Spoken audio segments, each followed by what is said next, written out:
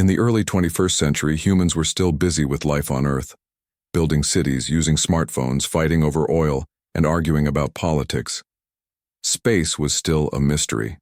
Yes, there had been missions to the Moon, Mars rovers, and powerful telescopes watching the stars.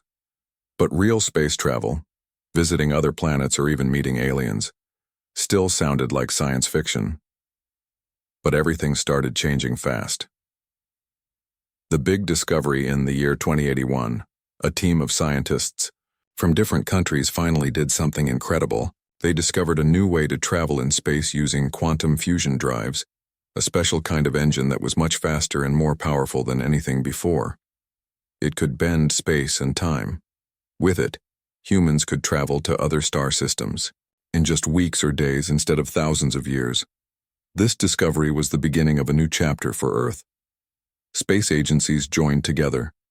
Countries formed global teams. There were still problems on Earth: climate change, wars, greed.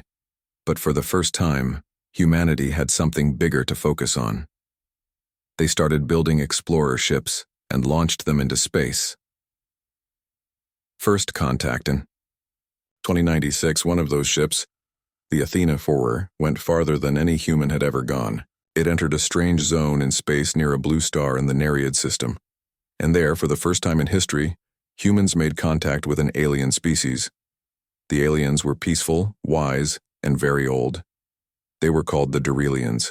They had lived in space for thousands of years. The Durilians didn't look anything like humans. They had soft, glowing skin and long bodies like underwater creatures. But they were kind and curious. They had been watching Earth for a while and were surprised humans had advanced so quickly. The Durilians introduced humanity to something even more unbelievable: the Galactic Council. What is the Galactic Council? The Galactic Council was a group of powerful ancient alien civilizations. It wasn't a government like we have on Earth. It was more like a giant meeting place where intelligent species from across the galaxy gathered to talk, share knowledge, and solve problems together. There were rules, debates, and votes. The Council helped avoid wars, protect new life forms, and make fair decisions. Some species in the Council were millions of years old. Some didn't even have bodies. They lived as energy or light. Many thought of humans as young, noisy, and chaotic. But others were excited to meet a new species full of energy and ideas. After years of tests, observation, and peaceful communication, the Council finally voted in 2119 to give humanity an observer seat, a chance to listen and learn, but not vote yet. The united Earth to represent humans in the Council, Earth needed to speak with one voice. That was hard. Humans had spent centuries divided by countries, religions, cultures, and languages. But the excitement of joining the Galactic Council helped push things forward. In 2124, world leaders signed the Federated Earth Accord, an agreement that created a global government. Each region still had its own laws, but Earth now had one voice for space matters. A brilliant woman named Lena Osei from Ghana became the first chief ambassador of Earth to the Galactic Council. She had worked for peace during the water wars of the 2090s and spoke 7 languages. People trusted her, and she believed that Earth could be more than just a new member of the Council. She believed humanity could be a force for good in the galaxy. Earning their place. At first, humans were nervous in council meetings. Other species spoke in symbols, scents, or glowing colors. Council chambers were giant floating orbs filled with sound and light, not like human buildings. But slowly, humans began to find their place. Human engineers helped solve a starship traffic crisis near the Vornexus cloud. Human doctors created new medicines by mixing Earth plants with alien biology. Human diplomats were good at finding middle ground in arguments. One of the biggest moments came in 2149, during the Otho-Zenith conflict. 2 member species, the Otho and the Zenith, were close to war. The Otho believed in strict control and order. The Zenith believed in freedom and nature. They had fought before, and this time it looked like nothing could stop them. But Ambassador Lena Osei and her team proposed something new, a cultural exchange mission, where young Otho and Zenith would live together, study Earth history, and work on peaceful projects. At first, both sides laughed. But slowly, it worked. The young ones returned home with new ideas. The war was avoided. From that day, humans were no longer seen as the new species. They were seen as peacemakers. Not everyone was happy. Not all council members liked how fast humanity was rising. The oldest species in the council, the Virelians, were not pleased. They had been part of the council for thousands of years. They believed in tradition, slow change, and careful action. To them, humans were wild, emotional, and too quick to interfere in other species' affairs. Humans believed in freedom and standing up for what was right.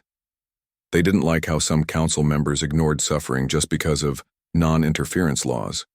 Humans wanted to help, even if it meant breaking tradition. This led to arguments behind closed doors. In public, everyone smiled, but in private, many alien leaders began to worry about Earth's growing influence. The turning point begins. By the late 2180s, humanity had full council membership. They had built dozens of colonies across the stars. They had trade routes, allies, and respect. But they also had enemies, not of war but of ideas. Humans were no longer just learning. They were challenging old systems. They were asking uncomfortable questions. Why does the Council allow slavery in the Crenari systems? Why is nothing done when entire planets are poisoned for profit? Why do powerful species decide the fate of weaker ones without consent? These questions started a quiet storm. Some young species admired Earth's bravery. Others warned that humans would bring chaos. The Council grew tense. Whispers of division spread. It was clear something big was about to happen, and that's how the rise of humanity among the stars began, not just with spaceships and science, but with bold questions, big hearts, and a desire to do what's right. Humanity had made an incredible impact in the Galactic Council, but not everything was as smooth as it seemed. Behind the scenes, tensions were quietly growing. It wasn't about war or violence. It was about ideas and values. And soon, these differences would change everything. The Council's slow pace.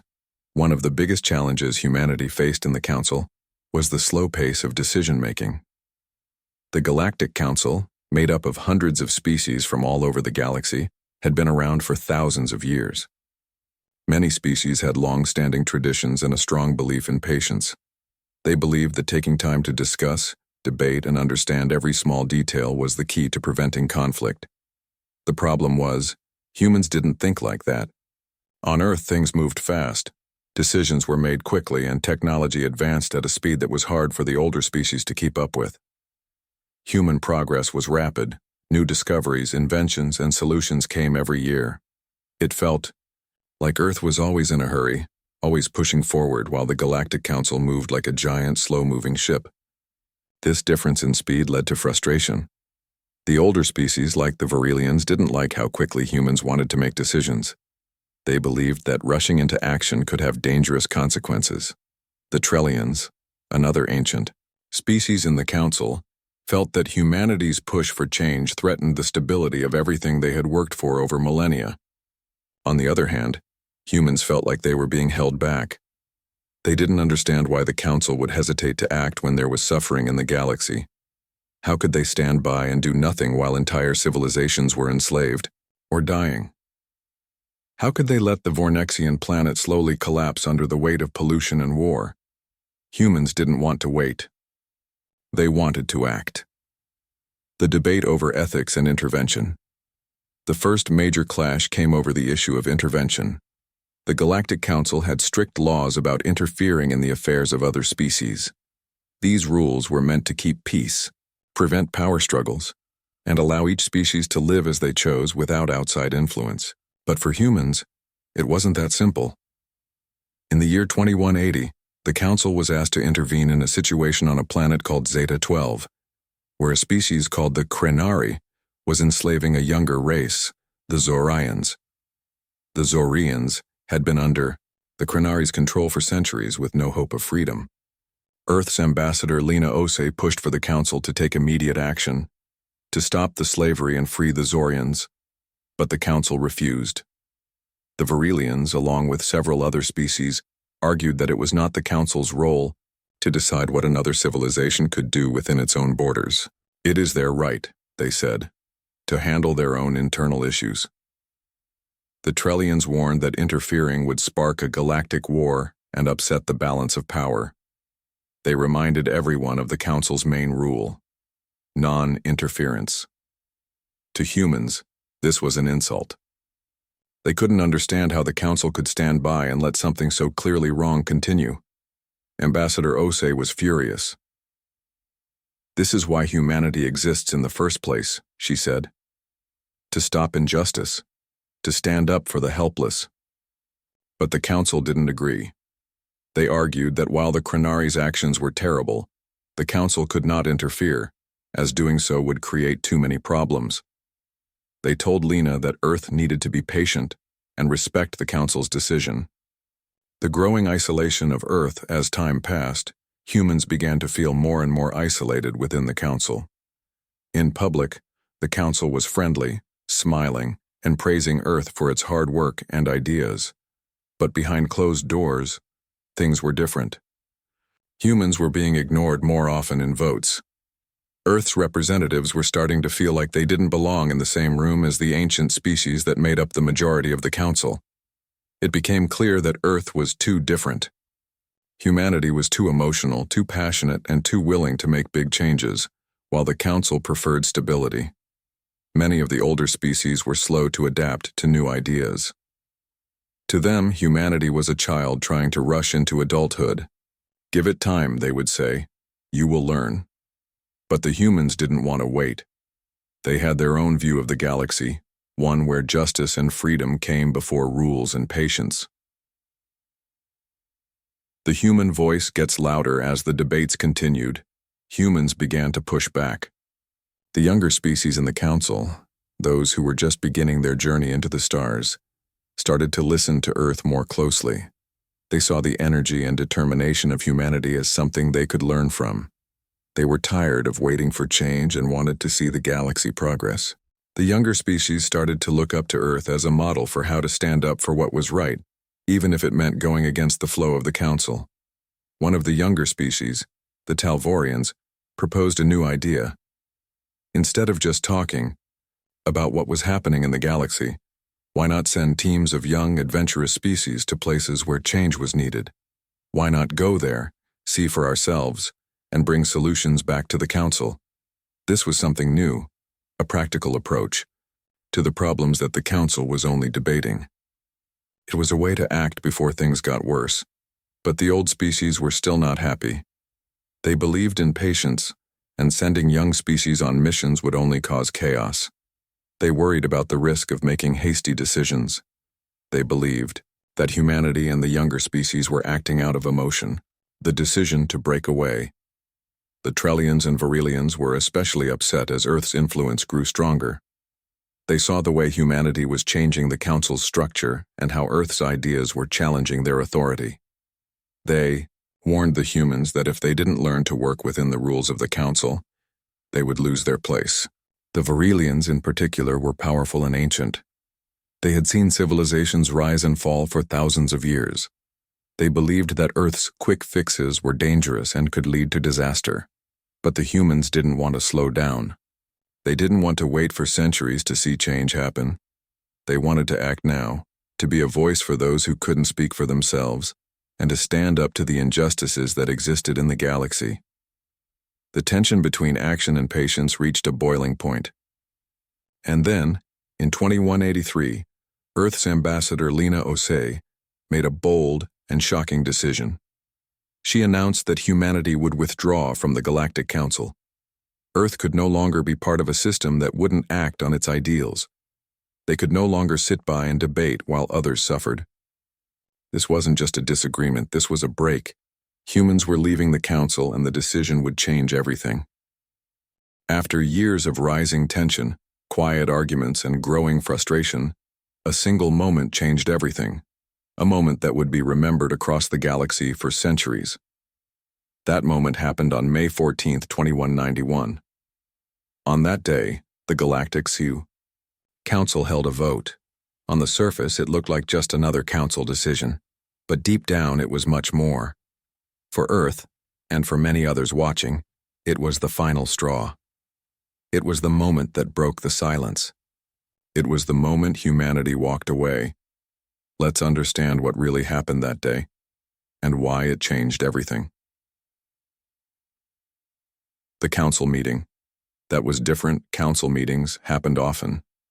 They were held in a huge space station floating near the center of the galaxy. The station was shaped like a glowing star with halls made of crystalline light. Inside, species from across the stars met to talk, debate, and vote. But this meeting was different. The room was tense. Everyone could feel it. The usual polite chatter was missing. Some species had refused to attend. Others sat quietly, watching. Earth's delegation from across the room. The topic of the day was Resolution 7-19, a new rule that would ban quantum aid from being sent to dying or struggling civilizations. What is quantum aid? Before we go further, let's explain what quantum aid means. Quantum aid was a new kind of help. It used advanced technology, energy from stars, healing nanobots, and instant food replicators that could save entire civilizations from death, disease, or collapse. It could reverse pollution, heal planets, and feed starving populations. But there was a catch. Some powerful species believed that giving such advanced help to weaker or younger species would cause problems. They believed that these civilizations would become dependent, lazy, or even dangerous. They said it was better to let them struggle and grow slowly on their own. Earth disagreed. Strongly. Humans believed that if you have the power to save someone, you should do it, no matter what. Earth's ambassador, Lena Osi, had seen too many worlds suffer while the council just sat and talked. She had begged the council to increase quantum aid, not stop it. But now, they were voting to ban it completely. The vote begins. As the vote started, one by one, the species took turns announcing their decision. The Varelians, the oldest species, voted yes to ban quantum aid. The Trellians, slow and careful thinkers, also said yes. The Crenari, who still practiced slavery, said yes too. The Talvorians, young and hopeful, hesitated, then said no. Others followed. Yes, yes, yes.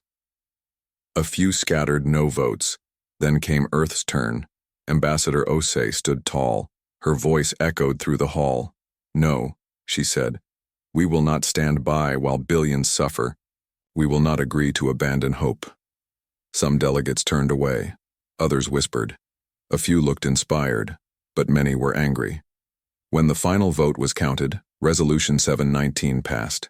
Quantum aid was now banned across the galaxy, and then something happened that no one expected.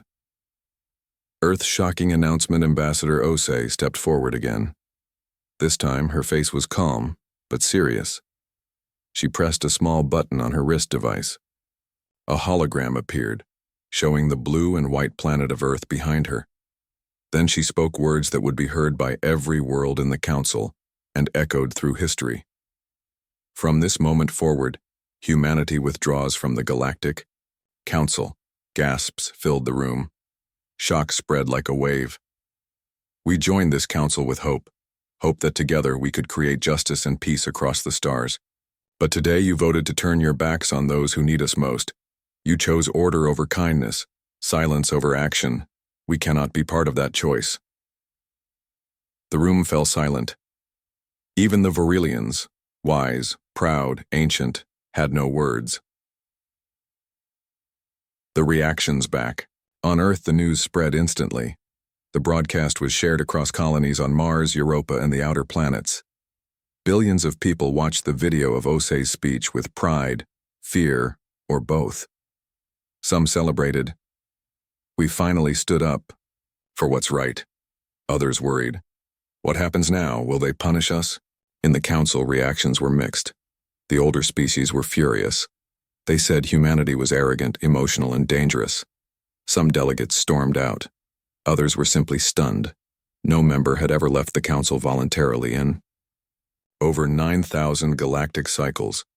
But not everyone was angry. Some of the younger species, like the Talvorians, the Nixari, and the small but brave Zekon tribes, felt a spark of hope. They began to whisper to each other, "If Earth can stand alone, maybe we can too." What leaving really meant Earth's decision had many consequences. Loss of trade. The Galactic Council controlled many trade routes. Earth was now cut off from those. That meant shortages of rare alien materials, food from distant planets, and some advanced council tech. Loss of protection. As a council member, Earth had been protected by powerful space laws. Now, it had to defend itself. Loss of communication. Many species stopped talking to humans. Diplomatic channels were frozen. Earth's ambassadors were asked to leave council stations. But humanity didn't collapse. In fact, they got stronger. The beginning of something new. Instead of breaking apart, Earth began to unite even more. The people knew they were alone now, but they also knew they had each other. A new program was launched, the Phoenix Initiative. It was Earth's promise to build a new kind of alliance, not based on rules and silence, but on action, empathy, and courage. Ambassador Osei returned, home to cheering crowds. She didn't rest. She traveled from one human colony to another, sharing a message. We don't need the Council's permission to do what is right. We are not alone, not if we keep helping others, and not if we stand together. Soon, other species began to reach out to Earth in secret. They said they admired Earth's decision. They wanted to be part of something better, something new. A moment that changed everything. May 14th, 2191, became a date written in every school book, on every world where humans had touched lives. It wasn't the day war began. It wasn't the day Earth was attacked. It was the day Earth said no, not to peace, but to silence. It was the day humanity chose conscience over comfort. Some called it foolish, others called it brave. But no one could deny this truth. The moment humanity left the Galactic Council, everything changed. After Earth left the Galactic Council, the galaxy held its breath. Some thought humans would fall apart without Council support. Others believed Earth would return and beg to rejoin. But something very different happened. Instead of breaking down, humanity rose up. They did not stop dreaming. They did not stop exploring. In fact, they started something even greater than anyone imagined, a new way of living among the stars. Let's explore how humanity began to build a brand new future, far from the rules and control of the Galactic Council. Earth stands alone. At first, the first year after Earth left the Council was difficult. Without the Council, Earth lost many trade deals. Supplies from distant worlds were delayed or blocked. Some alien companies refused to sell to Earth. Prices for food, fuel, and medicine went up. Many people on Earth were worried. On Mars and Europa, where human colonies were still growing, resources became tight. There were even protests. Some said, "We should go back. We need the Council." But Earth's leaders stayed strong. Ambassador Lena Osei gave a speech that gave hope to many. Freedom is not easy, but doing the right thing is never easy. We left the Council to follow our heart, not to follow orders. With that message, Earth began to rebuild, this time on their own terms. The Phoenix Initiative takes flight. Earth's first major step was the Phoenix Initiative. It wasn't just a project, it was a movement. The Phoenix Initiative had one mission: help those who the Council ignored. Here's what they did. They built starships that could travel fast and carry aid to faraway worlds. They trained volunteers, not soldiers, but doctors, engineers, scientists, and teachers. They sent teams to planets where people were hungry, sick, or in danger. These teams were called Star Hands. They didn't wear uniforms or carry weapons. They wore white suits with a red flame on the chest, the symbol of the Phoenix. Wherever the Star Hands went, they brought hope. Helping the Forgotten Worlds. One of the first missions was to a planet called Nurak Afr. It was a desert world, full of sandstorms and broken machines. The Council had once promised to help them fix their water system, but that help never came. So the Star Hands went. They repaired the water filters. They built wind towers that pulled moisture from the air. For the first time in years, clean water flowed again. The people danced in the rain. Another mission went to Balara, a jungle world where a virus had killed thousands. The Council had labeled the planet as unimportant and ignored its cries for help, but Earth didn't ignore them. The Star Hands brought medicine, vaccines, and healing technology. They worked side by side with Bellaran doctors, showing respect for their ways while offering new tools. More and more planets began to send messages to Earth. Some whispered in secret. Others begged openly, "Please come. The Council won't help us. But we've heard that Earth will." And Earth answered. Friends in the shadows, not all aliens agreed with the Council's cold rules. Many younger species had joined the Council hoping for fairness, but found only silence. When they saw Earth leave and still stand strong, they were inspired. In time, some of them reached out in secret. The Talvorians sent a message. "We wish we had the courage to leave like you, but we will support your missions in any way we can." The Nixari, small insect-like beings, offered to share their unique medical tech. "We believe in healing. We believe in you." Even a few brave Virelians, the very species who once voted against Earth, began to question their leaders. These quiet allies helped Earth form a new network, not a council but a coalition. It wasn't based on power. It was based on values, kindness, justice, and action. The Council strikes back. The Galactic Council was not happy. At first, they ignored Earth's actions. But as more and more species supported Earth's missions, the Council felt threatened. They released warnings. These rogue missions are illegal. They disrupt galactic order. Some Council members even accused Earth of being dangerous, of spreading chaos by helping planets too fast. But the more they complained, the more people saw the truth. Earth was doing what the Council refused to do. The Council tried to stop Earth ships from landing on certain planets. They blocked communications. They even threatened to fine or arrest anyone who worked with the Star Hands. But by then, the Phoenix Flame had spread too far. Even on Council planets, small groups of citizens began holding signs that said, "We stand with Earth. Help the helpless. Action is louder than silence." A story that inspired the galaxy. There was one story that truly changed hearts. On a cold, stormy world called Drenok, there lived a tribe of children called the Malki. Their village was buried in ice. For generations, they survived alone, singing songs to the stars, hoping someone would hear them. The Council had records of the Malki, but called them too small to matter. But a human explorer named Avi Menon read their story and was moved to tears. He gathered a team, loaded supplies, and set off without permission. They landed on Drenok in the middle of a storm. They found the Malki huddled in caves, hungry and weak, but still singing. Avi wept. Then he got to work. The team built shelters, heated floors, and gave the children warm food and books. They taught them how to build snow farms using light and heat. When the mission returned, the Malki sent a message to Earth. "We sang. You answered." That simple sentence spread across the galaxy. It was printed on walls. It became a song. Even some Council delegates cried when they read it. The rise of the Coalition of Flame. As Earth's missions grew, more species joined openly. They called themselves the Coalition of Flame, inspired by the Phoenix Flame. It was not just about Earth. It was about a new way of life. One where people helped each other because it was right, not because they were told to. The Coalition didn't build a capital. They didn't write thousands of rules. They had one simple law. When someone needs help, and you can help, you must. That was it. No politics. No endless debates. Just action. And the galaxy noticed. A new light in the dark. By 2196, 5 years after leaving the Council, Earth was no longer alone. 27 species had joined the coalition.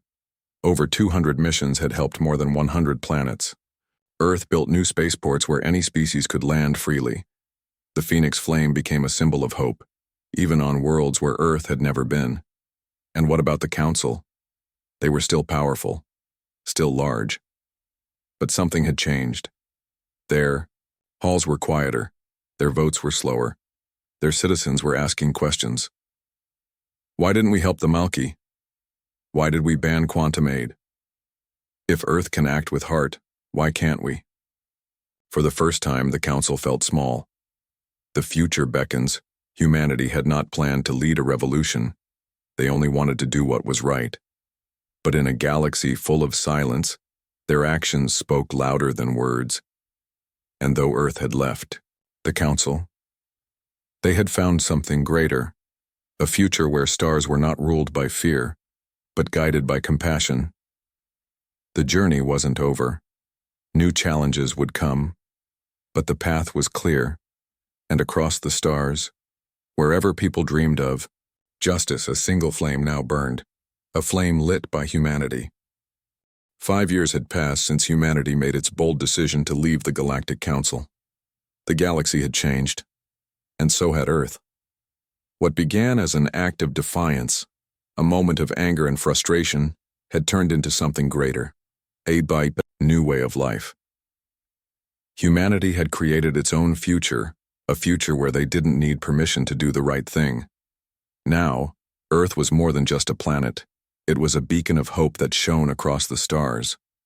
But the journey was far from over. As Earth's influence spread, new challenges arose. Challenges that would test the strength of the Coalition of Flame and the courage of those who stood with Earth. Let's explore what happened in the years following Earth's bold decision. How did the galaxy react? What changes did humanity face? And what was the ultimate outcome of Earth's choice to walk away from the Galactic Council? The coalition grows stronger. At first, many had thought that Earth's decision would be its downfall. Without the Galactic Council's support, Earth would struggle, they said. Resources would be cut off. Trade would stop. Enemies would attack. But the opposite happened. The Coalition of Flame continued to grow, and with it, the influence of Earth's message: action, not silence. Kindness, not control. More and more species joined the movement, inspired by the courage and determination of humanity. By 2200, the coalition was no longer a small group of rebels. It was a new force in the galaxy, with influence over trade, diplomacy, and even military power. But the coalition wasn't about control. It was about unity and support. The coalition wasn't an empire. It was a partnership of equals, united by the belief that all life, no matter how small, mattered. The coalition's first victory was the signing of the Universal Aid Treaty in 2201. It was a simple document, but it meant everything. The treaty stated that any species in need of help, whether it was food, medicine, or technology, would receive it without delay. No more waiting, no more endless debates. If you needed help, you would get it. This treaty was a direct challenge to the Galactic Council, which had for years blocked such aid to planets it deemed unimportant or too weak. The treaty was a victory for the coalition, and it sent a strong message to the galaxy. We will not turn our backs on those in need. Not anymore. The Council's response: cracks in the armor. The Galactic Council did not react kindly to the rise of the coalition. They had always seen themselves as the guardians of order. They believed that only they could decide who deserved help and who didn't. For the first time in thousands of years, the Council found itself under attack, not by armies or weapons, but by a new idea, the idea that perhaps the galaxy didn't need a single, all-powerful council. Maybe it was time for something different. The Council's leaders tried to ignore the growing movement at first. They banned any member species from openly supporting the coalition, and they imposed harsh penalties on those who did. They tried to create a wall of silence, hoping that by suppressing Earth's message, the galaxy would forget. But the more they tried to suppress the coalition, the more it grew. Some council members began to question their leaders. Why were they denying aid to those in need? Why were they continuing policies that hurt the weakest, the smallest, the most vulnerable? The cracks in the council's armor began to show. The spark of rebellion. Within the council, as the years passed, it became clear that the council's power was fading. Slowly, species began to break away from the council's influence. Some did it quietly, supporting the coalition in secret. Others did it openly, leaving the council for good. One of the most significant defections came from the Crinari, a species known for its wisdom and ancient traditions. For centuries, the Crinari had been loyal members of the council. But when they saw how the coalition was helping planets like Drenok and Nurok for, they were moved. The Crinari believed in healing, in peace, in sharing knowledge, not in controlling others. In 2203, the Crinari made a bold statement. We are leaving the council. We join the coalition of flame. This decision shocked the galaxy. If the Yaodam Crinari, one of the oldest and most respected species in the galaxy, could leave the council, then maybe the entire system was broken. Other species followed. The Talvorians, the Nixari, and even some Virelian colonies began to speak out. The council had always claimed that it was the only way to keep peace and order in the galaxy. But the more they tried to stop the coalition, the more people realized the council was not the only way. Earth's influence expands. The heart of the coalition by the mid-2200s, Earth had become the heart of the coalition of flame. The message of kindness, action, and empathy had spread across the galaxy like wildfire. No longer was Earth a lone rebel. It was a beacon of hope, and its example had inspired hundreds of worlds to join the coalition. The coalition wasn't perfect. There were disagreements, challenges, and moments of doubt. But there was something that kept it together, something that had always been Earth's strength, unity and purpose. When the people of the coalition saw someone in need, they didn't argue about politics or rules. They simply helped. Under Earth's leadership, the coalition set out to help worlds that the council had neglected or abandoned. They repaired ecosystems, healed diseases, and recovered lost knowledge.